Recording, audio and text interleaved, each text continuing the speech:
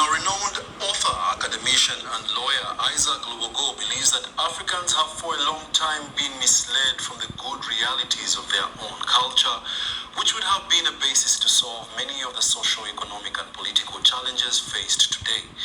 Lubogo will strike you as a contemporary philosopher whose literary works are currently being used for reference to educate law students in various mainstream universities of Uganda. I had a chance to interact with him.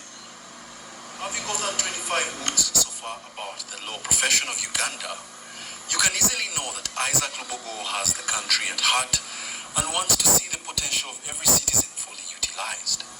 Those of you who may have some knowledge about constitutional law, we had what we call the Order in Council and then the Exception Clause. Many of the laws that we have today are grafted on a foreign law, and that law is not our law. Our law was negated, was suffocated, and was thrown into the dumps. So my argument in terms of legal realism, trying to make an emphasis in terms of encouraging Africans to go back to ourselves, to understand ourselves. Because when we go back and understand ourselves, then we shall have cultures and norms that actually thrive out of our traditions. This will help us to rediscover ourselves. Most of the nations, by the way, that have actually made a mark on this country or in this world today, have been nations that have actually grafted on their own ideals. Take an example of China. You could talk about the Asian giants, all those, they have actually embedded their education system into their own culture and norms, and that has given them a foundation and a basis and a wish to excel. He argues that the lack of interest to read by many Ugandans has kept them away from fulfilling their God-given purposes, a culture that the Ministry of Education must promote proactively. The culture of Africans is that we don't want to read, and that's the problem with us. And yet, if we only put our minds to reading, we will be able to discover many things. You see, necessity is the mother of all inventions. All these so-called countries that we pride on and want to imitate have resonated from a culture of reading and discovery. Innovation is the mother of invention, like they say. So if we don't have that culture of reading and that culture of research, that idea of trying to go think outside the box and throw the box away, then we're not going to free our minds. Our minds have been captivated where we understand. Listen to the word, understand. Meaning, we should not understand because we have put a limitation, but we should overstand.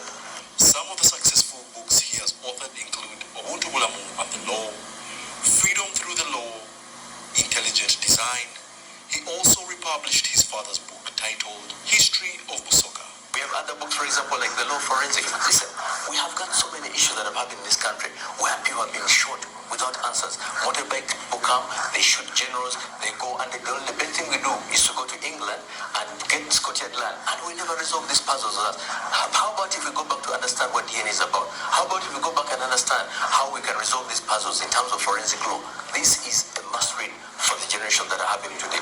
We have other books, for example, cryptology, the law of cryptology, in terms of cryptocurrencies.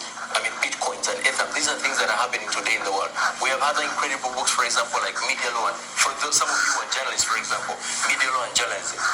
Perhaps it's time to understand how to protect the rights of journalists rather than simply beating them up when they come to exercise their mandate. Lubogo is part of a think tank society of lawyers who exercise their intellectual acumen in a bid to harness the potential of young Ugandans. Shockingly, Lubogo's books are all free of charge, and digital copies can be found on his website, lubogo.org.